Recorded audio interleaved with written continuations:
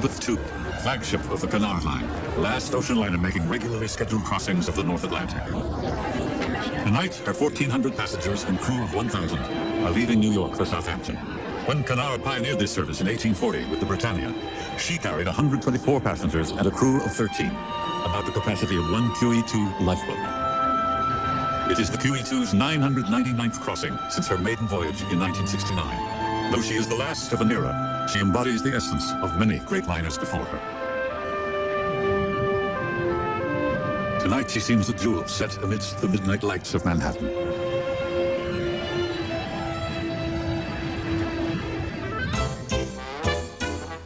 By 1920, the era of the ocean liner was in high gear. A world war had just ended, and the seas were safe once again. More people than ever were crossing the Atlantic.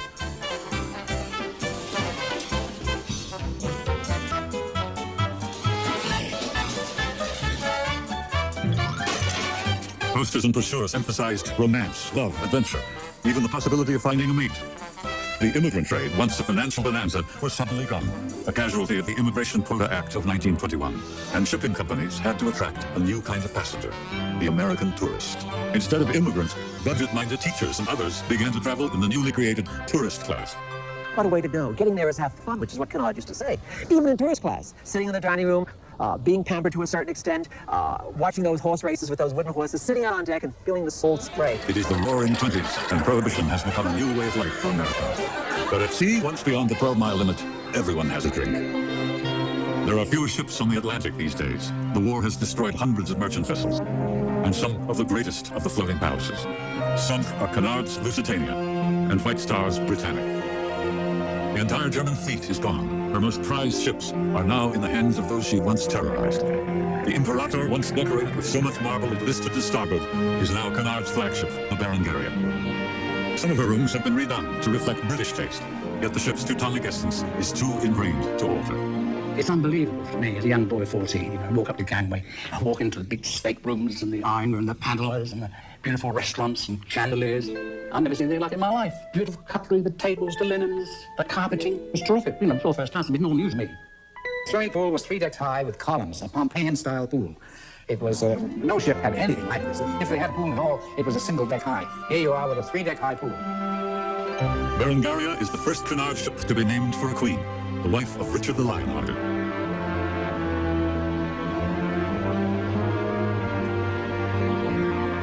The Vaterland, the world's largest ship, became the American Leviathan at the outbreak of the war. The Leviathan was merely 54,000 tons, but her designers, when they rebuilt her, made her be 59,000 tons by a bit of chicanery. However, that gave them the right to claim that she was the largest ship in the world. The Leviathan's peacetime conversion runs into a stumbling block when the Germans will not cooperate. They demand $1 million for a copy of the blueprints. The American naval architect William Gibbs refuses and painstakingly figures it out himself. It takes nearly 2 years before she comes to sea. The Leviathan was known to millions because she was the biggest troop ship we had in World War I. Thousands and thousands of troops sailed over on her or came home on her. And so she was very, very special. No other ship had that status.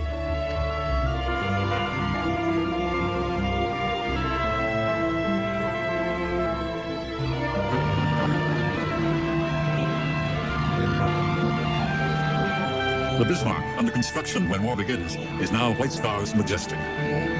Germans openly weep on the day it is handed over to her new owners, and the flag of the fatherland is lowered.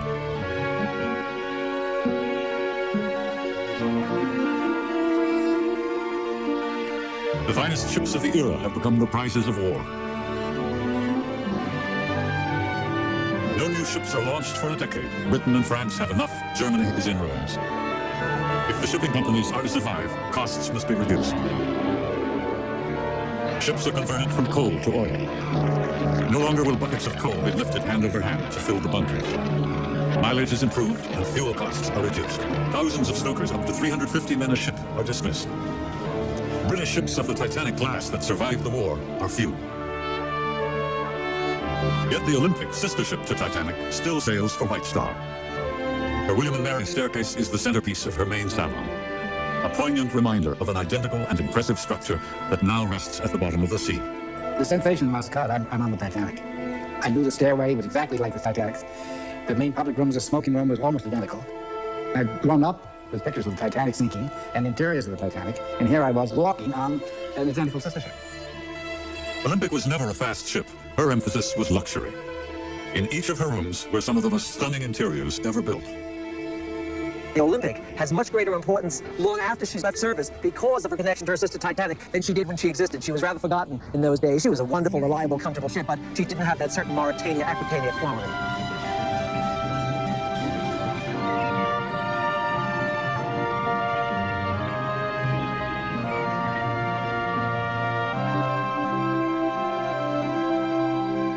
Cunard's Mauritania and Aquitania still rule the Atlantic. The Aquitania is acknowledged as one of the finest ships ever built. Her first-class menu, with apologies from the steward, advises that the motion of the ship precludes carrying the older wines. Her rooms show off the elegance of the Edwardian age. She is the first Cunarder with an indoor swimming pool, an electric elevator, and third-class accommodations. The Aquitania was built beautifully proportioned with her four magnificent stacks, great mast, beautiful stern, and internally she had probably the most fabulous Edwardian decoration pre-World War I. The attraction to the Aquitania was like certain ships that came later and ships today. It's an undefinable electricity, a chemistry within a ship. Even some of the most beautiful ships haven't had it. They caress you, you feel at home aboard them no matter how elegant or how splendid. And the Aquitania had this quality that made people just love her dearly. It's a chemistry. She had fine lines, sailed like a lady, no problems with her stability, no problems with her, say, shipping water, and popular with the passengers, and certainly popular with the officers. Inside, of course, she was beautiful, deep wood paneling, beautiful pictures, but we all felt very proud to be on Aquitania.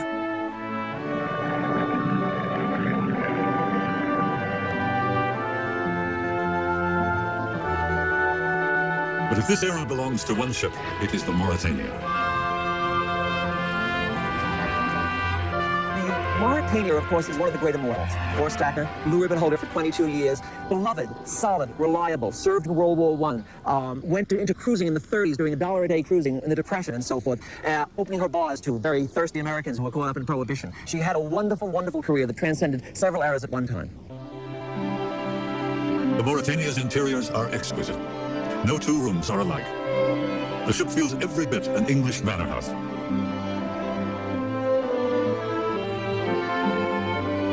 Built in 1907, Mauritania is the champion of the 20s. Fast, beautiful, and among the largest of ships. Her record-breaking voyage across the Atlantic is 4 days, 19 hours, at 26.16 knots on August 9, 1924. Yet, in time, she too will be obsolete, the victim of a new technology. We now return to Floating Palaces here on A&E. It is the QE2's first day at sea, on her return voyage home to Southampton. 85% of her passengers are Americans heading for Great Britain and Europe on holiday. It is a tradition born in the 1920s, when ocean liners were the only way to cross. Many aboard the QE2 today would agree, but for different reasons.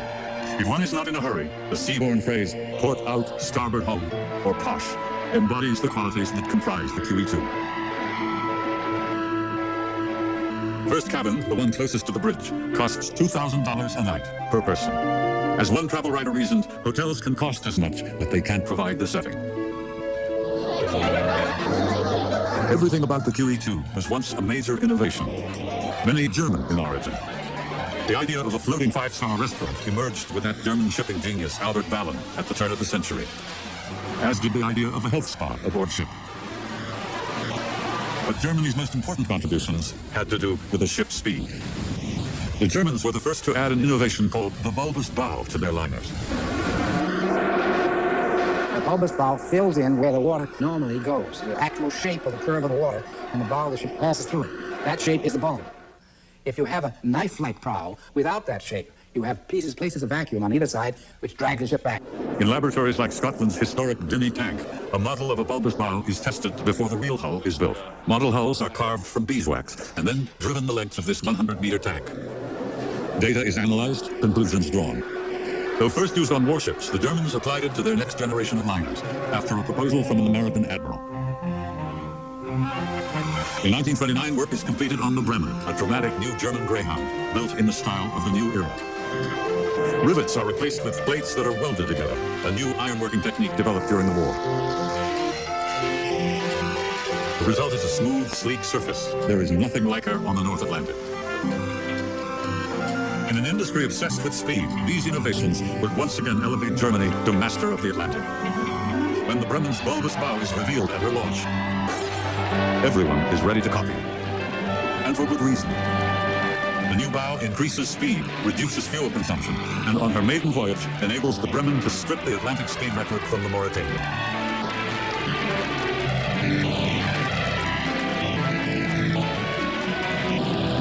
The Bremen was remarkable in that it was commissioned in 1929, 10 years or so after the Germans lost the First World War. And out of the ruins, they built the biggest and fastest liner in the world. Once on the water, the Bremen and her sister ship Europa render every other liner obsolete.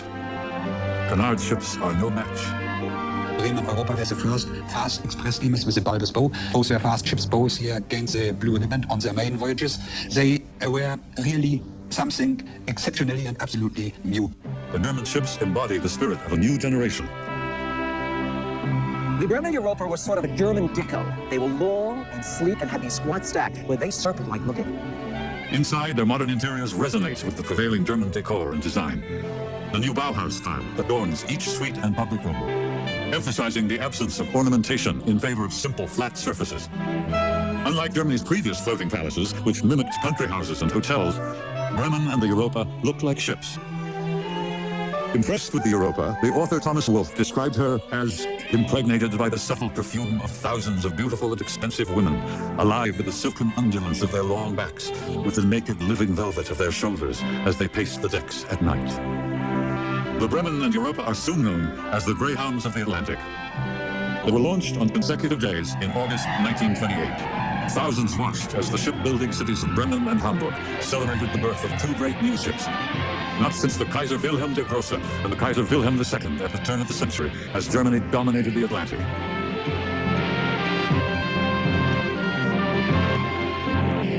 Now, 30 years later, she has returned to power on the shoulders of the Bremen and Europa. The Bremen sails from Bremerhaven on July 16, 1929. One observer calls her a cathedral of steel. But the great German Greyhound has a flaw. The short funnels spew soot over many a well-attired passenger. The squat stacks must be lengthened. Flaw or not, the Bremen quickly dethrones the Mauritanian as the fastest ship in the world, crossing the Atlantic in less than 4.5 days. Competition to be the fastest ship stretches into the present day. Here overlooking the River Thames in London is the Sea Containers Corporation. The company is the current holder of the Hales Trophy, an award created in 1934 to honor the fastest ship to cross the Atlantic. It is here, despite the protest of others, because in 1990, an ocean-going catamaran, not a passenger liner, crossed the Atlantic in 3 days, 7 hours, and 54 minutes. When the Hales Trophy was first awarded, the Atlantic was brimming with competition among ocean liners. The Hales Trophy was the idea of George Hales, a British Member of Parliament who immortalized himself in enamel and gold. And the time seems opportune and fitting for this abstract term, the blue ribbon of the Atlantic, to assume a more concrete form.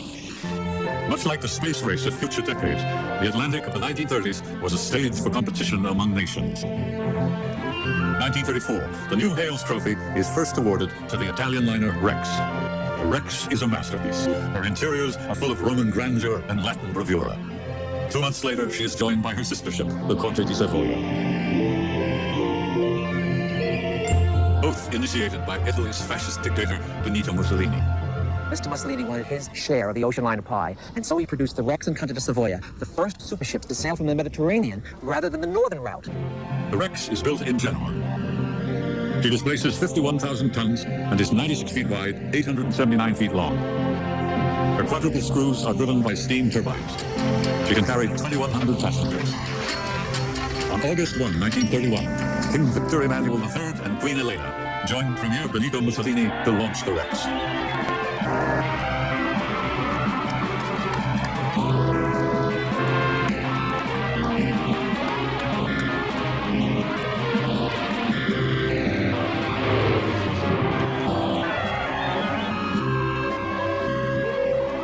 Her interiors embody Italy's finest artistry. To take advantage of the sunny southern route, passengers on the Rex will be treated to an outdoor swimming pool. Inside, the ship looks like a palazzo.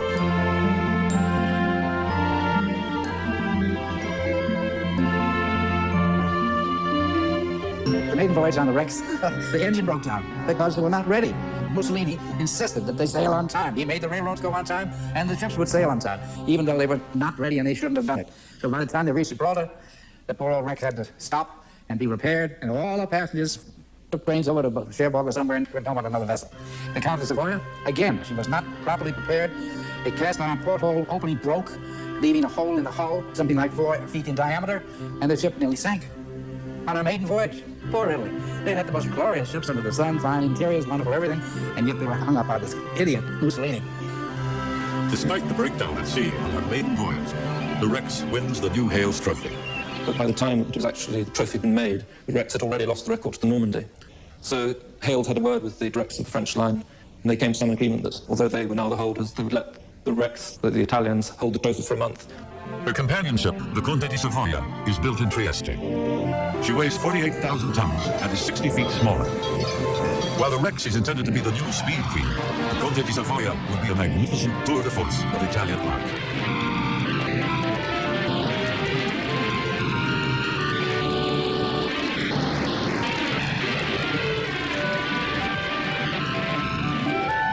The glass doors and high ceilings usher in great showers of southern Mediterranean light. They were simply outstanding, wonderful liners. Every country wanted to have the biggest ship in the world.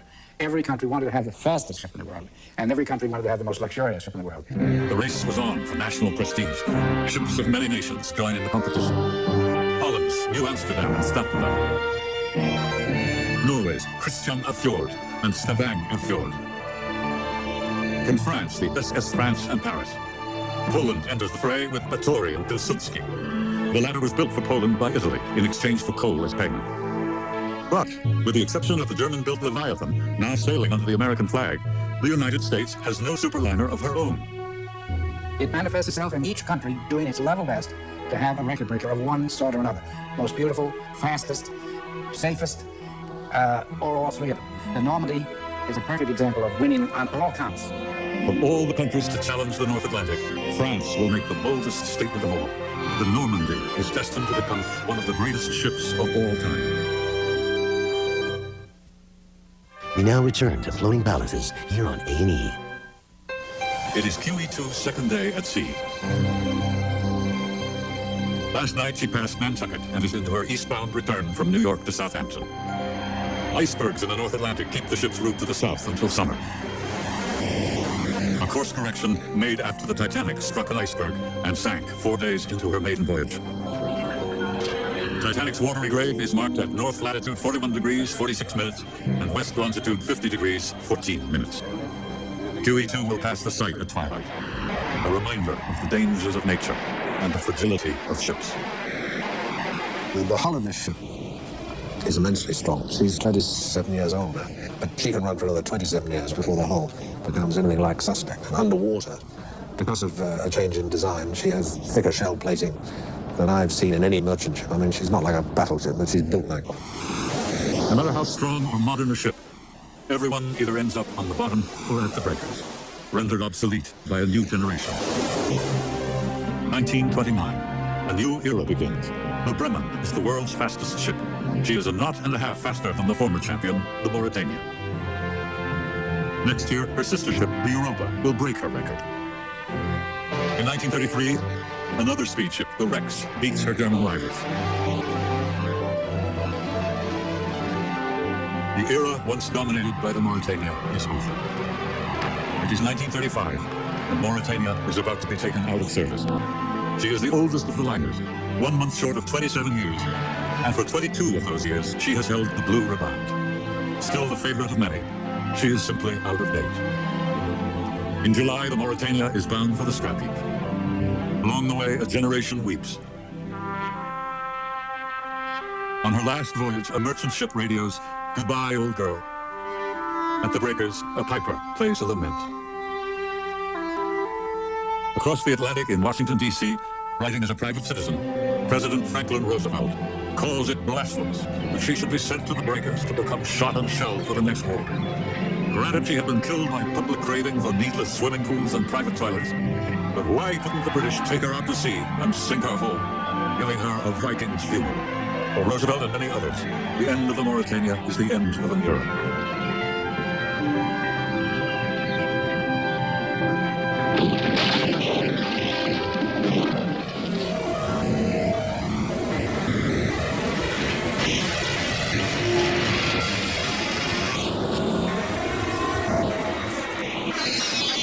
How could they scrap it? It was sacrilegious. When a ship dies, it's just like a person going. The entity of a ship, the fullness, the completeness, all the parts together are something very different from each part separately. It is a living entity, a ship. Somehow, beauty never dies. In Bristol, England, a restaurant displays her 50-pound brass letters on its marquee. Inside, the Mauritania's famed Latvian oak panels now line the dining room.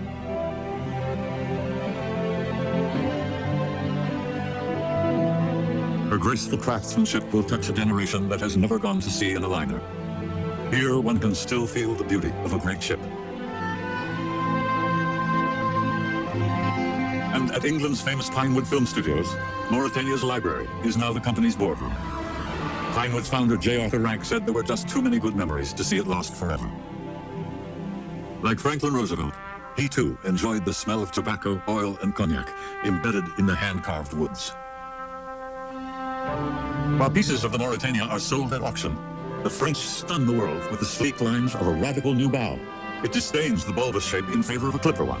Nevertheless, she will be fast, because fuel efficient or not, the French will equip her with the world's most powerful engines. She is the Normandy, the 1928 creation of Jean Delpiaz, president of the French line, where prestige is a matter of policy. When asked if the Normandy is sister ship to another liner, Delpiaz replies, the purpose of life is to create, not to copy. The Normandy was the ultimate ship of its time. It cost a whopping $60 million in the 30s, which is probably $400 or $500 billion in today's money. The French put every ingredient that symbolized France in that ship. Technologically, but more importantly, decoratively. Orbison, Lally, Hammond glass, bronze, paintings, you name it. It was to be the supreme symbol of all that was France. Externally, she was an extremely modern ship. She had a wonderful, magical quality of what almost every little boy's vision of a big liner should look like. 3 huge smokestacks, sleek, futuristic, beautifully proportioned. And then, of course, when you went aboard, she was a combination of the Hollywood set, the great skyscraper, the Grand Hotel, all woven into one.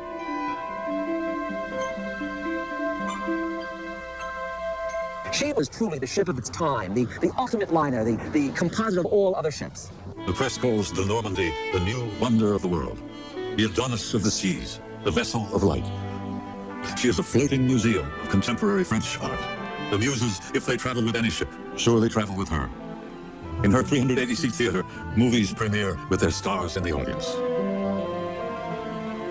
An evening on the Normandy, I'm imagining it, elegantly dressed women in the finest Parisian fashions. The big names are there, Pateau and so forth, with trains. Men looking like William Powell and Cary Grant with tails. Everyone sort of leisurely smoking cigarettes in long holders. Strains of Cole Porter and Irving Berlin being played. You expected Fred and Ginger to just sweep by cheek to cheek to finish up the ambiance. And at the same time, you're on this wonderful maritime temple that's moving at gigantic speed and delivering you in a few days to England or France. How extraordinary. You weren't just in some hotel, the Plaza or the Waldorf. You were on a great moving vehicle that was a sumptuous palace inside. She weighs a record-breaking 80,000 tons. Her length is 1,029 feet. She is 119 feet wide. The Normandy is so large, the port of Le Havre must be dredged to accommodate her. The outer jetty widened an additional 300 feet. Normandy's hull design is revolutionary. Unlike the straight stem of the Mauritania or the Bremen's bulbous bow, hers is a triple shape, graceful, angular, sleek. The master of the Normandy is Captain René Bunier. He will take her from Le Havre to New York on her maiden voyage in May 1935. By the end of the crossing, Normandy is flying a 40-foot-long blue riband. She is the first ship ever to fly a real blue pennant.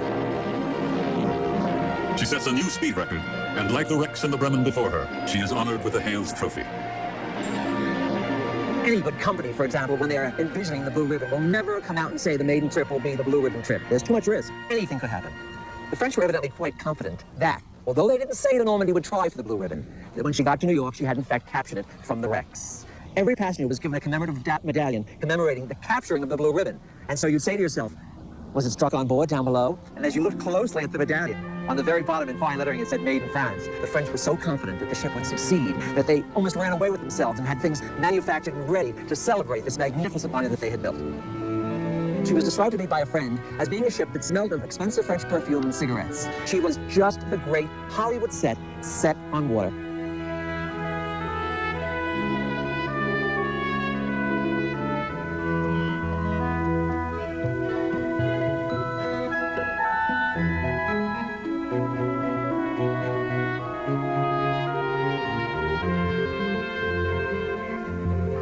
In 1935, the Normandy is the newest floating palace on the North Atlantic.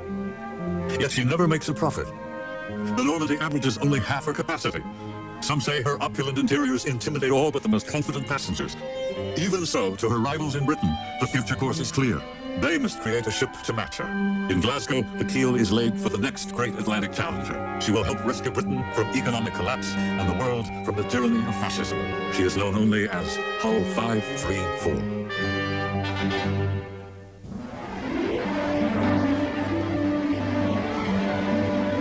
The QE2 is nearing the midpoint of her 2,900-mile return to Southampton. Today, on this vast ocean, she is a solitary sojourner.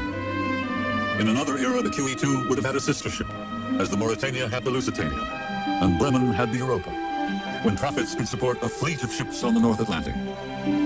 Between 1920 and the start of the Second World War, dozens of ships crossed this ocean. Their passengers engaged in the same rituals. A morning walk, tea at 4, a formal reception. One great ship of the 30s catches the imagination of her age.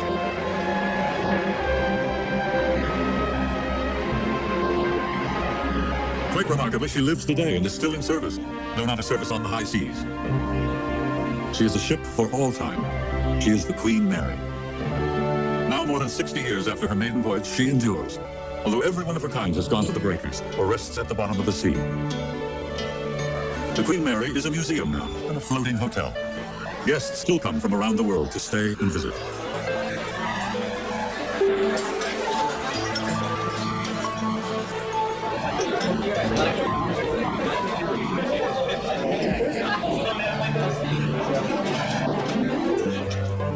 She is a unique shrine, a part of history, still very much alive, evoking so many feelings from those lucky enough to have been aboard when she was in her prime.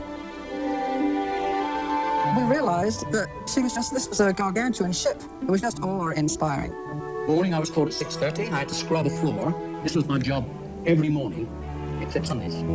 Coming back has touched so many memories, and every sense of sight and sound and smell. And it's very, very difficult to describe. This was like a dream come true when I was 17 years old. This was coming on the ship. That whistle could be heard for 10 miles. It was a very deep-throated roar. The best whistle I ever heard.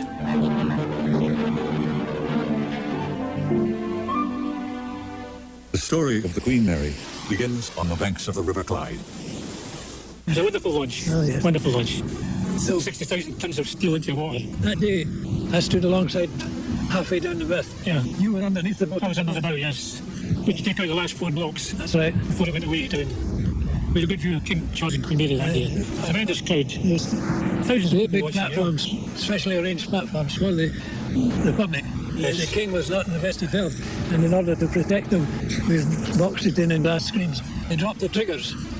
Queen pressed the switch on the platform. Started moving right away. It started moving right away. And when the ship went into the water, it threw up a great wave, but all that ground was flooded, and these people got their feet slapped away. They all get swamped. And they had to borrow all the chains from all the yards up and down the Clyde. Yes. You had to hold them back and stay in the river. Something all the chains tightened up and held her. And finished up right in the middle of the river. Right in the middle of the river. Never see it again.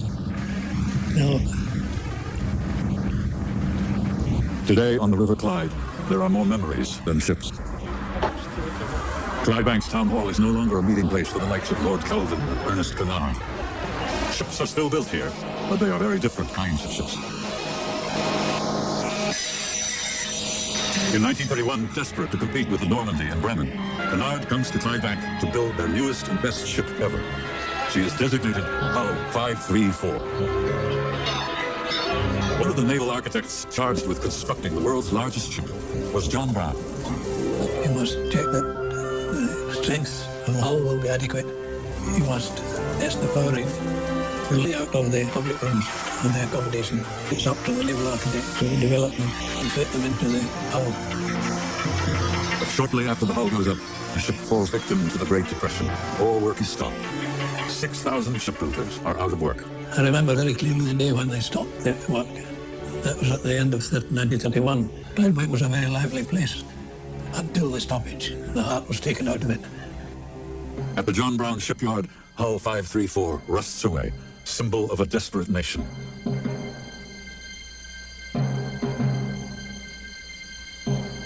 Finally, after 2 years, the government acts.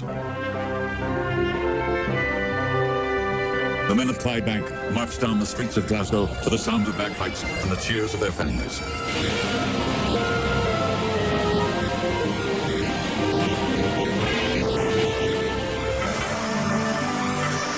Work begins again.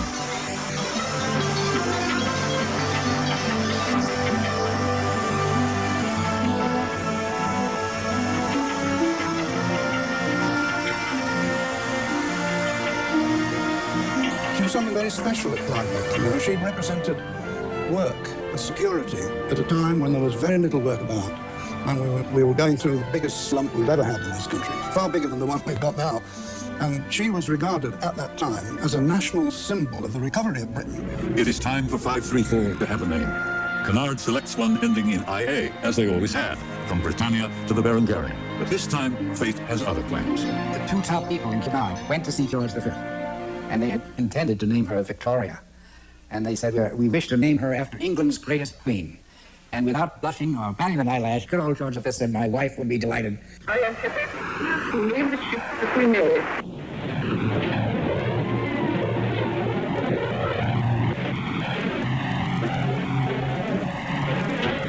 The ship weighs 81,235 tons and is 1,018 feet long and 118 feet wide. She is larger than the Normandy. But will she be faster? Within a year, the Queen Mary is fitted out to regal splendor.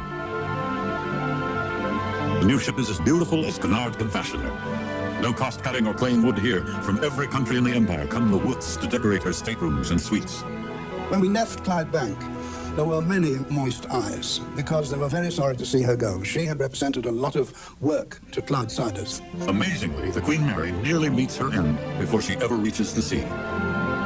When we went down the Clyde, well, she very nearly came to grief.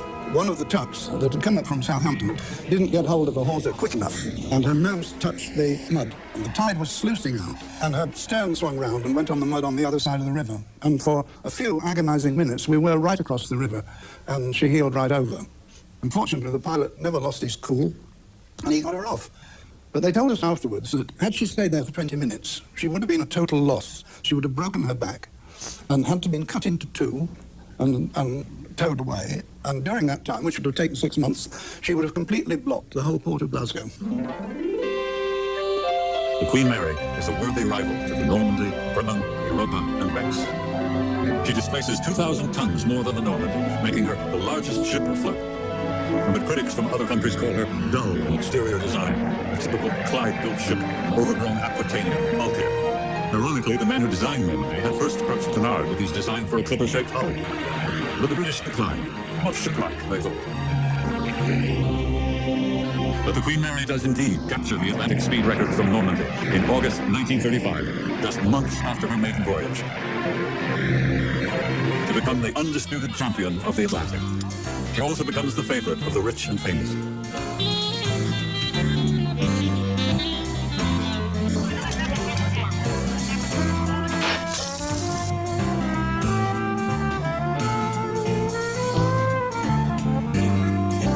For the next 4 years, she crosses in a virtual state of grace.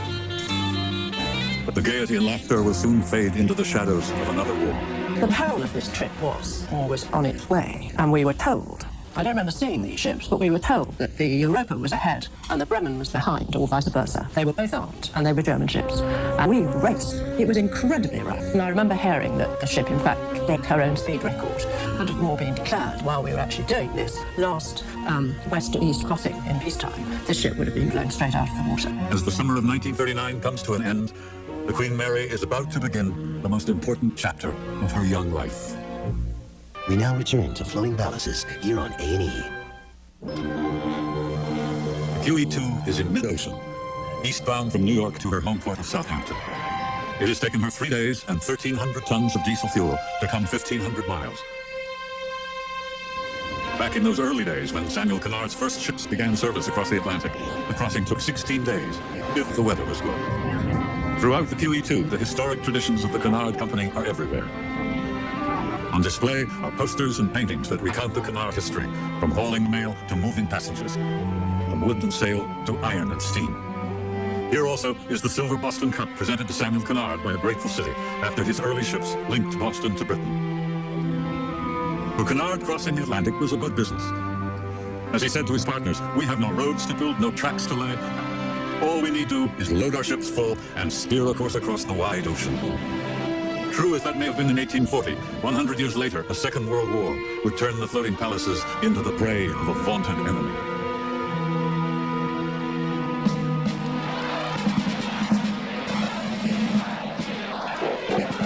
It is 1939.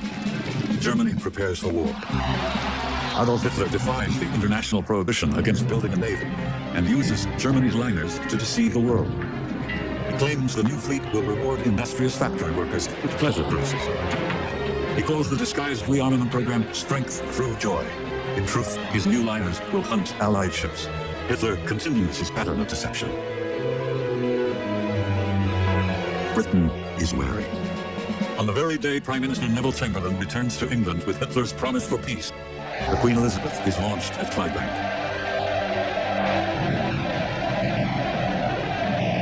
She will be Cunard's newest liner, sister ship to the Queen Mary, and the largest ship in the world, 11 feet longer than her predecessor.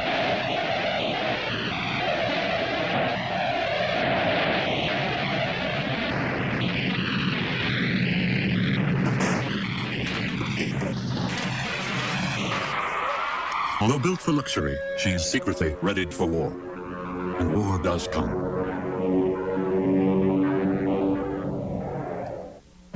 Like the Vaterland a generation before, the German superliner Bremen is trapped in New York. British cruisers wait just beyond the horizon.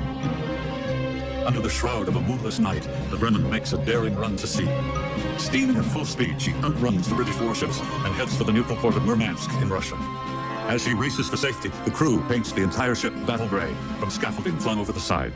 Drums of diesel fuel line her deck. If the Bremen is captured, Hitler has ordered the crew to set her ablaze. But she escapes. She arrives in Murmansk and goes on to a triumphant welcome in Bremerhaven. At last, she is safe at home, only to be set afire and destroyed by Germans opposed to Hitler. In March 1940, the Queen Elizabeth is prepared for her maiden voyage. Secrecy surrounds her sailing. These beach posters all over the ports of Great Britain, and you can see them. You couldn't see anything about ship movements whatsoever. On pain of death, you're arrested.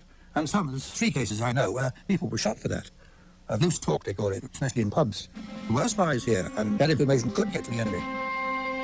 As so many Cunarders before her, she will call on Southampton and then leave for New York. The Luftwaffe dispatches bombers. They arrive high over Southampton, ready to sink her on sight. But once at sea, the captain opens his sealed orders to find a change of plans. The Queen Elizabeth, dressed in battle grey, her portholes painted black, will steam at full speed on a zigzag course for New York. There has been no time for a shakedown cruise. Her engines were tested in the Clyde, running one full forward, the other in reverse. Now it is to be a test of engineering, labor, and luck. New York is 5 dangerous days ahead. The New York Press Corps learns of her flight. They charter planes to search for her in the dense fog. When she finally appears, she is flying the Stars and Stripes in bold salute. After an incredible voyage during which she has eluded German bombers, U-boats, and surface raiders, the Queen Elizabeth takes her place at a Hudson River pier, alongside the Queen Mary and the Normandy, to prepare for her new life as a troop carrier. A year later, when France falls, the Germans will make a futile claim that the Normandy belongs to them, a prize of war. But for now, she is safe, as another peaceful era comes to an end. 2 weeks later, the Queen Mary begins her wartime service. In 6 months, the Queen Elizabeth joins her. They're now the largest troop ships in the world. Their service will change the outcome of the war. In Germany, Hitler offers a bounty of $250,000 for the destruction of either ship. There was a danger from the German submarines, but also the fast ships were on the safe side because they were very fast. The Queen Mary was 1 time, maybe twice on the target, but they were too fast. They could escape to the submarines. It was the speed of the ships. The Queens steamed to Australia and New Zealand. They will carry over 30,000 men from down under to the war in Europe and North Africa, if we can stay afloat. Inside, once stately rooms are now a soldier's humble quarters. 17,000 men on board must eat and sleep in shifts. Floating palaces have become floating barracks. It is 1942. Now that America is in the war, the Normandy is renamed Lafayette. Her art is removed. Her conversion to a troop ship begins. But a welder's errant spark ignites a shipment of life jackets delivered ahead of schedule. The highly flammable jackets become Normandy's funeral pyre.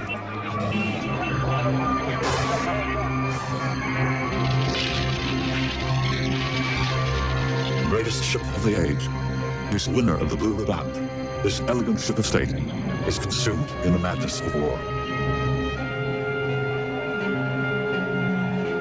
I rushed over to see her, and I saw Captain Balfour Andrews in charge, doing nothing whatsoever, and learned later all sorts of awful things that he should have done. He refused to accept, for example, the help of the man who designed the Normandy, Vladimir Yarkovich. He came up and offered to help. He said, I know the ship inside and out. I can open the sea cock and she'll sink 6 inches and be perfectly safe. And he said, this is a Navy job. For 2 years, we all came over and watched the raising of the Normandy, inch by inch, foot by foot, and this tremendous whale, this dead carcass was there, filling the entire space between the ship here and pier there. And the saddest thing that you can imagine is here was the glory of all ships ever built, desolate, finished. Normandy has been in service for only 4 years. Her interiors were among the most beautiful creations ever fashioned, a contemporary museum of French art. Now the beautiful Normandy will be raised and sold as scrap.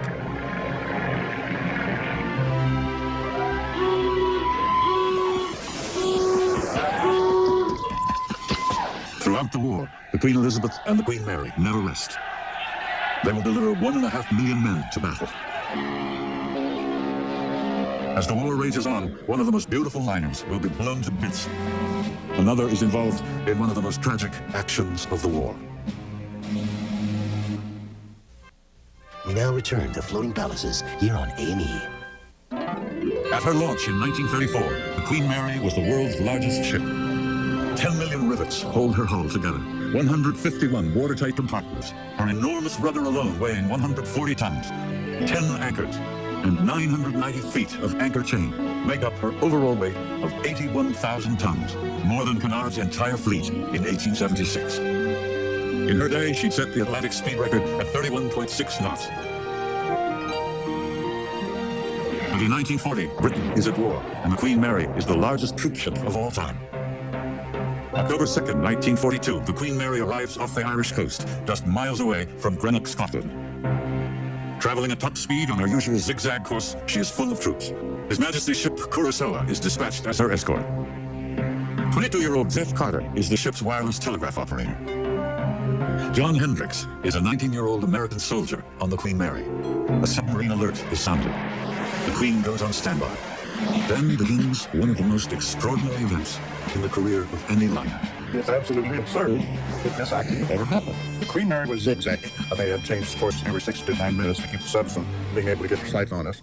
The day we were supposed to arrive in Greenwich, Scotland, they sent this Curaçao out to escort us in, probably for a half hour. I sat there and watched it as it came up alongside the Queen Mary. It was getting larger and larger, but unfortunately heading our way. Now, my knowledge, our zigzag should cause us to cross her stern, but somehow we seemed to be heading for her bows. As I stood there, the Queen Mary just got larger and larger, until eventually it dawned on me that there was no way we were going to get down to the whaler. I knew we were hit, and I felt a slight shudder. You could see very little for clouds of speaking voices, people running about. And I could see the stern floating away. The Queen Mary put us in two. And about that time, I saw the stern of the Curaçao, the prop and the rudder sticking up out of the water, and it was floating back alongside the Queen Mary. Then I heard commotion over on the other side. I ran over there, and the bow was coming down that side. And then it bobbed along and settled down just about deck level, steam boiling out of it, and then down it went, and it took everything around, everything that you could see in the water around, just went right on down. The Curacao sinks within 3 minutes. According to official reports, all but 99 of her 430 crewmen are drowned. But the Queen Mary is under orders not to stop. She cannot slow, even to lower a lifeboat. We understand now, of course, that she had orders that under no circumstances had she to stop. The other ships around came in and picked up the survivors. We were taken on board the destroyer. And I remember very little after that, other than 2 things that really stuck in my mind. Was the number of bodies lined up on the deck, and others that were on mess tables down below, soaking to death with oil.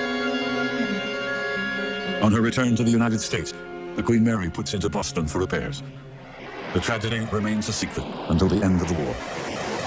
When the Queen Mary returns to the Atlantic, she will set the record for the largest transport of troops in a single crossing, 16,683. The war has taken a heavy toll on the ships of Britain's lifeline. 3,557 merchant vessels will be at the bottom before it's over. And many of the floating palaces that once graced the seas are part of the kill, already gone on the Bremen and the Normandy. Both glorious ships, both holders of the Atlantic speed record. Next will be the pride of the Italian fleet, the first superliner to hold the Hales Trophy, the elegant Rex. It is September 1944. The German army is on the verge of collapse. Fearing an Allied landing in Trieste, the SS has seized the Italian liner and will sink her to block the harbor. The British are determined to stop them. Dennis Andrews was a navigator in the Royal Air Force. He was part of that deadly mission. I was on 39th Squadron in the RAF, flying this sort of aircraft. These are Beaufighters, 2 crew aircraft, with the pilot sitting in the cockpit at the front, and the navigator, I was a navigator, sitting in the cupola at the back. And they were armed with rockets, mounted under the wings here. You can see them on this model. And those are particularly suitable for anti-shipping, because they would go through the side of the ship and make considerable holes. Ralph Elliott was a Beaufighter pilot. I was a pilot on 39 Squadron, flying rocket Beaufighters on ground attack and anti-shipping patrol. On Friday, the 8th of September, we were up pretty early on standby for the Italian liner Rex, 51,000 tons, which was reputed to be somewhere near Trieste. This standby didn't amuse us very much, as we had pretty definite views as to the amount of flak likely to be around a target of that size. Then suddenly, at 4 o'clock in the afternoon, there was panic, and by 5 o'clock we were airborne, beating up the Adriatic.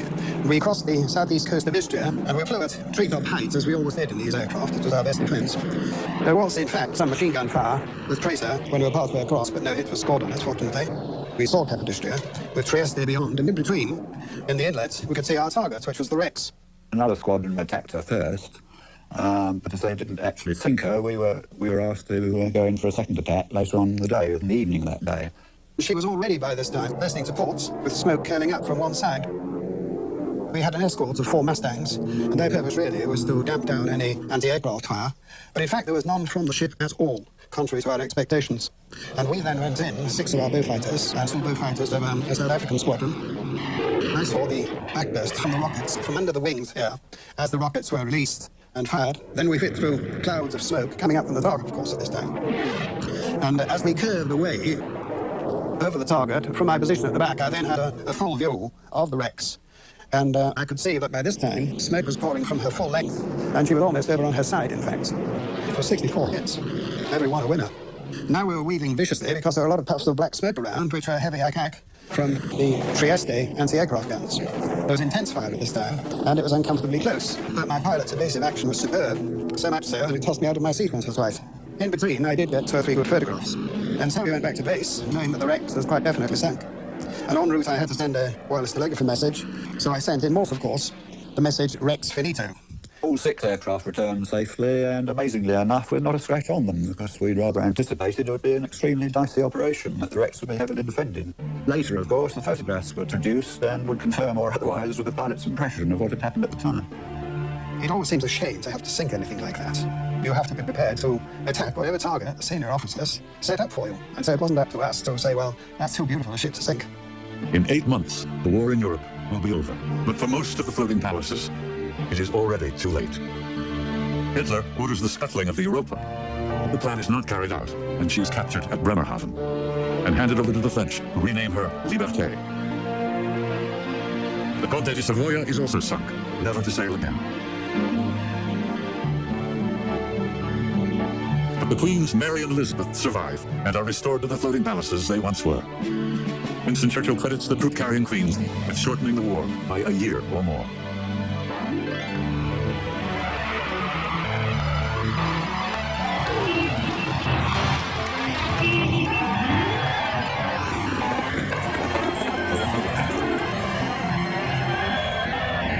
When peace returns, the Queens will still have one more wartime assignment. They will carry an historic cargo to America. And off the coast of Nantucket a decade later, tragedy will strike at sea once again. And this time, the world will watch.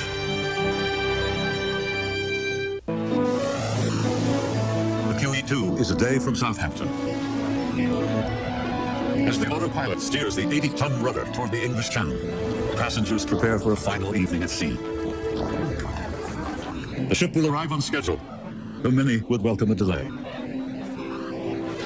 It will be the last night to celebrate with new friends or old ones. As with all voyages, there are both tears of joy and sorrow. QE2 has crossed the Atlantic at 28 knots. The weather has been good, and the 3,100 miles will soon be behind her. Ocean liners have crossed the Atlantic since the turn of the century. They've carried immigrants and millionaires, mail and war supplies. But in 1946, the Queen's Mary and Elizabeth will carry a very special cargo. They are the war brides. Over 1 million of them sailed for America in the years immediately following the war. Years later, some returned to the Queen Mary in Long Beach. It was the largest westbound migration on the sea since 1911. The visit unlocks a tide of memories. War had been going on for 6 years. I'd been married 14 months. We'd always dreamed about the war ending. But, you know, when it actually did, it was something of a shock. And we just, all of a sudden I realized that I would be leaving home. I'd be leaving England. And it was an emotional time. I had mixed emotions about that. We came under a act that was passed by Mr. Roosevelt, President Roosevelt, 1945, and it lasted till 1948. That brought all our small brides over under the United States Government Act. I can remember driving up at the dock at Southampton, and all I saw was this huge grey wall.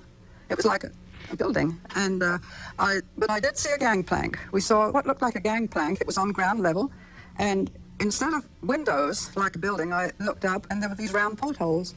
1 row, 2 row, and I was like this until I got to 12 rows of portholes. And then we realized that this was a gargantuan ship, but we didn't know what ship. It was just awe-inspiring. And so the girls began calling out, what ship is this? You know, nobody would tell us. And then an old Cockney guy who was taking care of some luggage on the deck, he said, don't you know what this ship is? He says, you're going on the Queen Mary. The Queens Mary and Elizabeth are packed with war brides and with their children. It's called Operation Baby Carriage. Eleanor Roosevelt told some of the war brides that they might be going to the United States on the Queen Mary. And then I thought, oh dear, no, not me. This could never happen. Nobody had gone on the Queen Mary but the rich and famous. I wanted to be on her. I wanted to be on the Queen Mary. She was gorgeous. We were the first party of war brides after the ship was turned over from a troop ship. There were some businessmen on board, and some of them took care of the children because so many mothers were seasick. It was a wonderful feeling with all us women together. We were going to a new country, and we were all in the same boat. I mean, we were all, there goes that Irish humour, we were all coming to America, you know. And there was the Statue of Liberty in the distance, and the tugboats in New York Harbor were on strike. And so there was one man, he was part of one of the government officials. He happened to be a passenger on board, and he sent a wire to President Truman to allow, to provide safety for the Queen to come in, because she had to have these tugs. So President Truman got, I think it was 8 or 9 Army tugboats. And there were whistles, and there were what they call autogyros in those days, which were really helicopters, as we call them now. And every porthole, every rail, every place on the Queen Mary was filled with girls. That was the most exciting entrance. The end of the war marks the beginning of America's entry into the superliner competition. But just as with the American-built Savannah, that first steamship to cross the Atlantic, the SS United States is an ill-timed venture. After the Second World War, the United States government realized with WW3 looming in the distant clouds that the Queen Mary and Queen Elizabeth had been such valuable troop transports. Well, perhaps we need a troop transport of our own.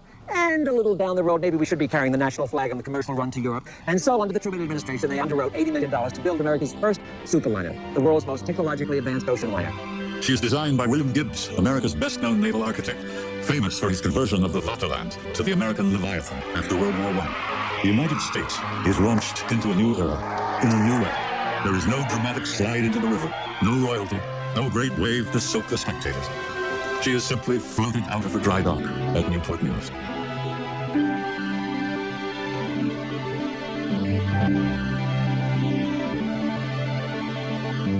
She is the fastest ship the world has ever seen. Her top speed is an incredible 43 knots. On her maiden voyage, she captures the speed record and becomes the last passenger liner to hold the Hales Trophy. 3.5 days to Europe, 43 knots for a little while on her trial, 20 knots in reverse. Futuristic-looking 2 huge smokestacks, so sophisticated in things like fire safety. Everything was treated. She had a double engine room in case she should be torpedoed if she ever were a troop ship. A double piping, double electrical system. The Pentagon, which was paying most of the bill, said, we might need this ship one day to carry 15,000 plus soldiers. Her idea as a liner was more secondary. Fortunately, she sailed for all of her life as a commercial ship. She never saw war duties. Unfortunately, her career ended in 1969, all too quickly. She was, by then, a big Cadillac, consuming lots of fuel, costing a lot of money. The jets had arrived, her numbers were coming down, and so very abruptly, one November night, she sailed out of New York Harbor with no ceremony, never to return, and endured a layup in Norfolk. That was longer than all the years she actually sailed. When Americans were the first to steam across the Atlantic, they were too early. Now, when they are the best, they are too late. Today, the SS United States is remembered at the American Merchant Marine Museum in Kings Point, Long Island. The contents of her modern fireproof interiors were sold at auction, and the great ship was mothballed. She was sold in 1980, and again in 1992. Her current owner first saw the ship as a passenger. I emigrated to this country back in 1963, and I had a choice to take, I think, a DC-6 at the time, or the SS United States, and I chose the latter, and it was an experience. It was some experience. It is an offshore liner that has no second. If you look at it from an airplane, as we did, it's like an arrow. It pierces through the water. It can go up to 42 knots. There's no other vessel that can go at 42 knots and carry 2,000 passengers. The end story is she's sitting in Turkey, waiting for a resurrection as a tropical cruise ship. Will it happen? We'd like to think so. We hope so. We're nostalgic. But will the money's come in to convert a 990-foot-long liner that would cost $250 million when she's 40 years old to rebuild for cruising? Stay tuned. The North Atlantic has long been a stern master, but disaster at sea haunts every crossing. But the most recent tragedy is different than the Lusitania or Titanic, because this time, people watched the ship go down on television.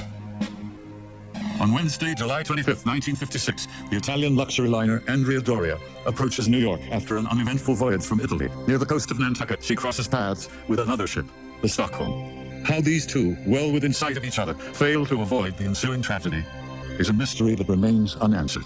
We had been vacationing through Europe at all resorts. We were in Venice and we were in Capri, and we thought this was a fitting ending to a wonderful trip. The reinforced bow of the icebreaker Stockholm slams into the side of the Andrea Doria. After dinner, we went up to the Belvedere Lounge for cocktails or a farewell drink, and we were sitting there, and we had a loud crash, and all of a sudden, the bottles started sliding off the bar. We saw people coming up with life vests on.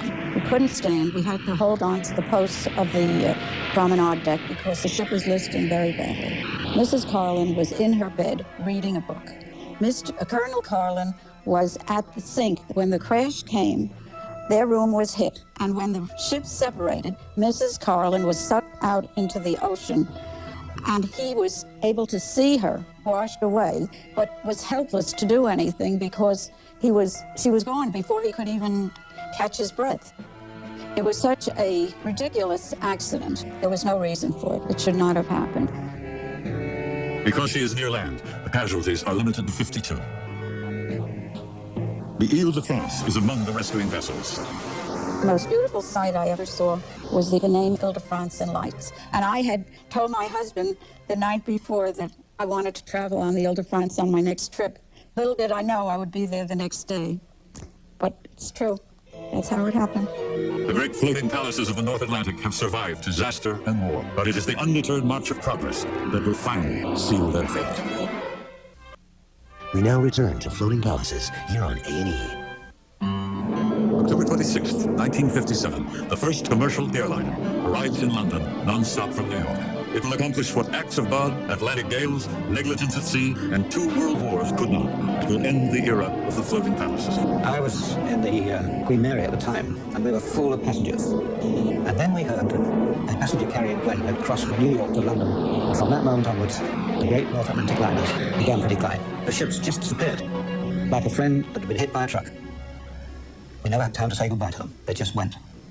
Within a decade, the Queen Mary and the Queen Elizabeth are retired. Captain Michael Dodds was in charge of the official send-off for the Mary. I arranged this party on the tug, and we all went down the river singing, drinking, and laughing, and we shouldn't have been laughing. We should have been weeping. The Queen Mary sails for Long Beach, California, where her new owners plan to use her as a convention center. The last voyage is sold out. Tom Witherspoon was on the bridge when she arrived. They shut down the steam, they shut down the boilers. Everybody, I guess, just took a big sigh. I don't know which one it was, whether it was an officer or a rated man. Said, well, mates, that's the end for the Mary. The Queen Elizabeth is sold to a Chinese millionaire who intends to turn her into a floating university. Instead, she burns in Hong Kong harbor. Her demise appears to be the work of an arson. Rumors persist that the alleged culprit is the son of the owner, angered that his father chose to buy the ship instead of setting the money aside as an inheritance. My life, 50 years of my life was on. My name was not on that boat somewhere. Cried and laughed on that ship, and she went down in Hong Kong harbor. Unbelievable. Now the only liner on the North Atlantic is the QE2. Today she arrives in Southampton after her 999th crossing in 4 days, 21 hours, and 37 minutes. Man's conquest of the Atlantic was once a dream. In the last 150 years, it became a reality. Like the first Cunard ship, Britannia, the QE2 is alone. But then, Britannia marked the beginning of an era. QE2 seems to be at the end of one. Charles Dickens made Cunard a household name in 1840 by describing the dangers of his crossing and calling his cabin a hearse with windows. What would he have thought of this exclusive penthouse high up on the QE2? The only thing the same is that wine is not included in the fare. Unlike those early days of crossing by steam, there has been no fear or frustration on this voyage, no boredom or bravery. This crossing has been routine, comfortable, and luxurious. Safety has been taken for granted. QE2 arrives at a Southampton much different from that of the glory years. There are no other liners awaiting space at these docks.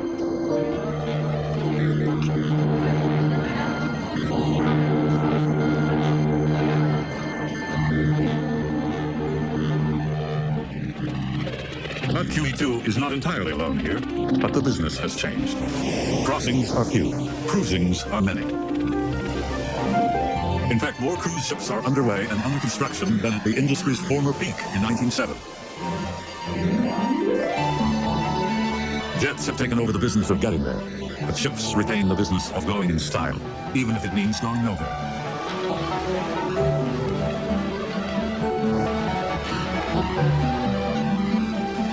Extraordinary as these ships are, they can never hope to imitate the Normandy, Bremen, or Mauritania.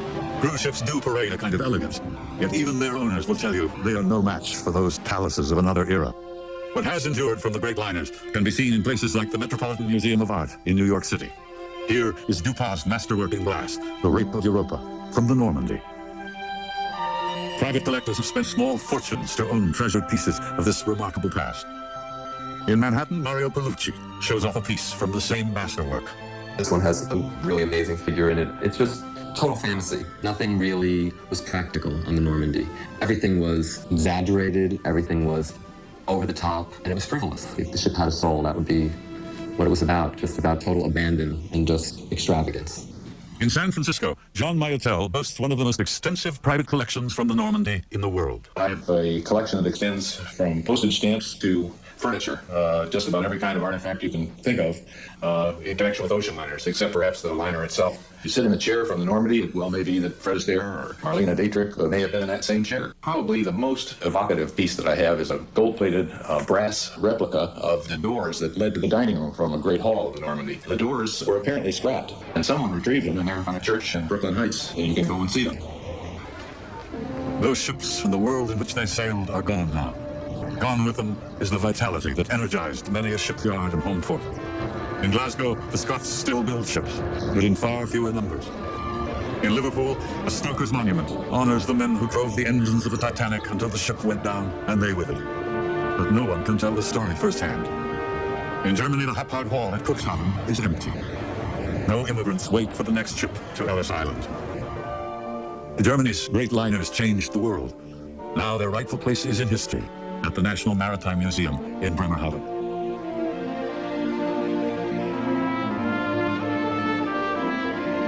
In Cunard's latter-day home of Southampton, the passenger docks are empty. Images of the past still haunt the present. Bits and pieces of a bygone time fascinate us still. What must it have been like to sail the ocean in a floating palace?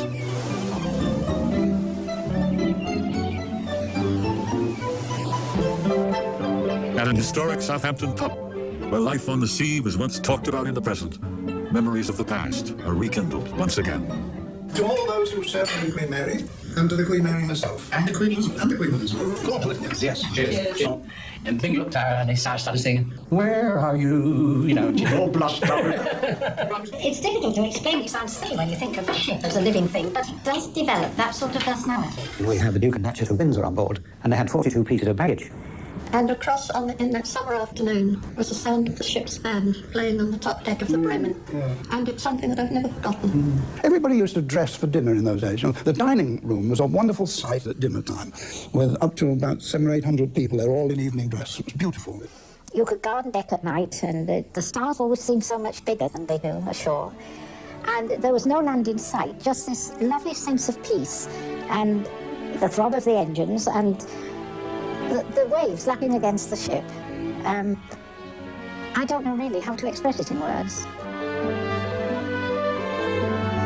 Perhaps the moon and stars will never shine as brightly as when they lit the way for those great ships that once bridled the harsh Atlantic. Indeed, they were but the creations of man. But somehow they became more.